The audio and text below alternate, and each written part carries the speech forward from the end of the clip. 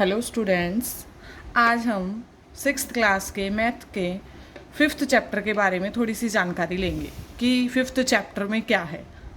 जो हमने fourth chapter में पढ़ा है, रेखा पढ़ा है, रेखाखंड पढ़ा है, किरण पढ़ा है, वो सब इसमें हम यूज़ करने वाले हैं। ठीक है, ये हमारी एक्सरसाइज 5.1 में आएगा। ठीक है, जैसे हम अपने दैनिक जीवन से कुछ चीज़ें लेके चलते हैं, जैसे हम घड़ी देखते हैं। ठीक है, घड़ी में नंबर होते हैं हमारे 1 से लेकर 12 तक।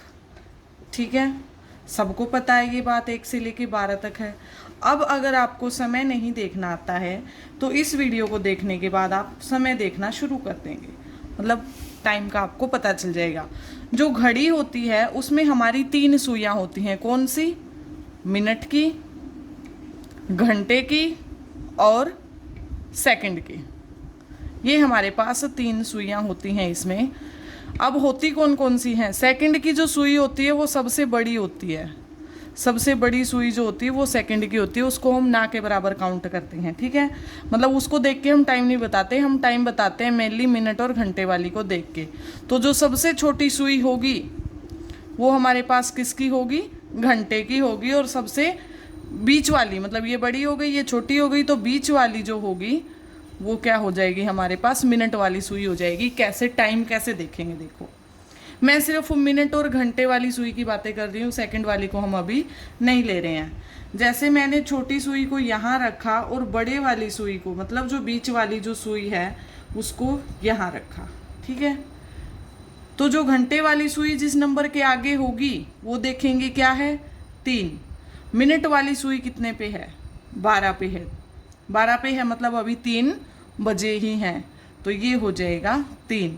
ये हमारे घंटे शो करेगा और इन 2 बिंदु के बाद जो लिखा जाएगा वो हमारे किसको शो करेगा?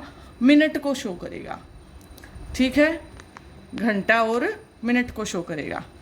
ठीक है, इसके बाद अगर हम लिखते हैं AM लिखते हैं, PM लिखते हैं, इनके बारे में भी हम जानकारी प्राप्त करेंगे। पहले एक बार हम टाइम देखना सीख लेते हैं। ठीक है, ये मैंने 3 वाला लिख दिया। ठीक है, इसके बाद अगर मैं घड़ी बनाती हूँ, यहाँ 12, 1, 2, 3, 4, 5, 6, 7, 8, 9, 10, 11। ठीक है, अब मेरी छोटे वाली सुई वही 3 पे है, 3 पे ही लेके चलते हैं, और बड़े वाली सुई यहाँ पहुँच गई है। इनके बीच में 5-5 होते हैं जैसे। ठीक है, ऐसे इनके बीच में और डैश भी होते हैं जिनको देख के हम इनका टाइम एग्जैक्ट बता सकते हैं। अब मैं क्या बताऊं, जो छोटे वाली सुई घंटे को दिखाती है, घंटा पहले लिखा जाता है 3 बज के कितनी मिनट हो गई हैं?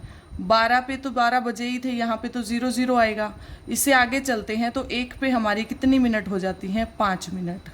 2 पे आएगी तो कितनी हो जाएंगी? 10 मिनट। ऐसे ही 3 पे आएगी तो कितनी हो जाएंगी? 15 मिनट। कितनी हो जाएंगी हमारे पास? 15 मिनट। ठीक है, 4 पे आएगी तो वही हमारी कितनी? 4 से गुणा करते जाना, 5 को 5 के 20 मिनट, 25 मिनट। यहाँ पे 36 पे 6 पे आएगा तो 30 मिनट। तो 3 बज के यहाँ पे कितनी मिनट हो गई हैं? 5 मिनट। ठीक है, हम बता सकते हैं कि 3 बजकर कितनी मिनट हो गई हैं? 5 मिनट हो गई हैं। ठीक है, इतना समझ में आया आपको? एक और नेक्स्ट लेके चलते हैं। बिल्कुल ध्यान से, बिल्कुल आराम से करेंगे तो हमें सारी चीज़ें समझ में आ जाएंगी। इससे पहले हमने पढ़ा है कोणों के बारे में। कोण मेनली यही होते हैं, कोण बोला जाता है। 2 किरणों से मिलके जो भी बनते हैं उस आकृति को कोण बोला जाता है। अब घड़ी की सुई में इन कोणों का क्या यूज है? ये 12, 1, 2, 3, 4, 5, 6, 7, 8, 9, 10, 11। मान लो हमारी छोटे वाली सुई में यही मान के चलती हूँ कि यहीं 3 पे है और बड़े वाली यहाँ पे है। मिनट वाली जो भी सुई है वो यहाँ पे है। ठीक है, अब ये पूछा जाता है कि इनके बीच में कितने डिग्री का कोण बनेगा? कितने डिग्री का कोण बनेगा? इन गैप को याद रखना। 12 से 1 हो गया, या 1 से 2 हो गया, 2 से 3 हो गया। हर एक के बीच में कितने डिग्री का गैप आता है? 30 डिग्री का। कितने डिग्री का? 30 डिग्री का।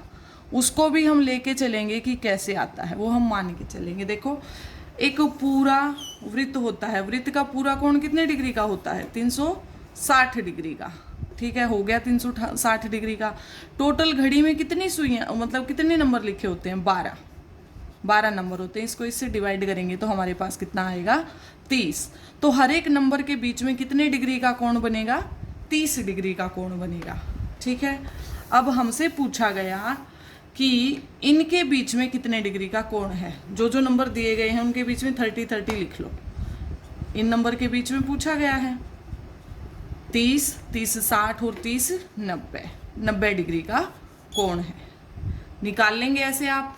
इसी तरह अगर ये यहाँ ना होके 6 पे ना होके ये अगर यहाँ 9 पे होती तो कितना होता? ये ऐसे ही तो चल के आती, यही तो कोण बनता। तो ये 30 डिग्री का, ये भी 30 डिग्री का और ये भी 30 डिग्री का। 30 60 30 90 90 और 90 180। देखने से भी पता चल रहा है कि बिल्कुल सीधी लाइन है। जो सीधी रेखा होती है उस पर कितने डिग्री का कोण बनता है? 180 डिग्री का कोण। कितने डिग्री का कोण? 180 डिग्री का कोण।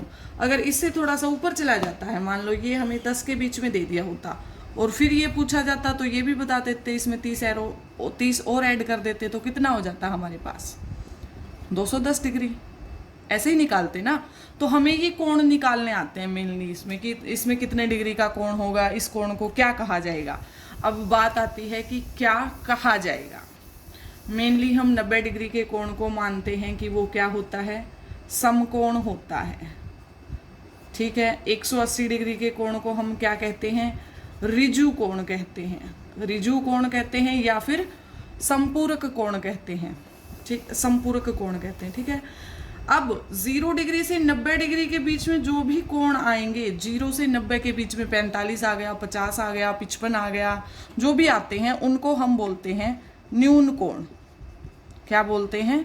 न्यून कोण। मतलब 90 डिग्री से अगर जो भी कम है वो क्या बोला जाएगा? क्या बोले जाएंगे? वो हमारे पास न्यून कोण बोले जाएंगे। 90 डिग्री से 180 डिग्री के बीच में जो भी कोण आएगा उसको हम बोलते हैं अधिक कोण। क्या बोलते हैं उसको हम? अधिक कोण। ठीक है, ये 4 चीजें आप याद रखेंगे। 180 डिग्री पे जो कोण बनता है उसको रैखिक युग्म का कोण भी बोला जाता है। रैखिक युग्म मतलब एक सीधी रेखा बन रही है, उस पे जो कोण बन रहा है वो कोण भी बोला जाता है। ठीक है, इन चारों चीज़ों को और घड़ी में टाइम देखने वाली चीज़ को आप अच्छे से कर लेंगे। इसके बाद हम इस चैप्टर में आगे बढ़ते हैं। Okay, thank you.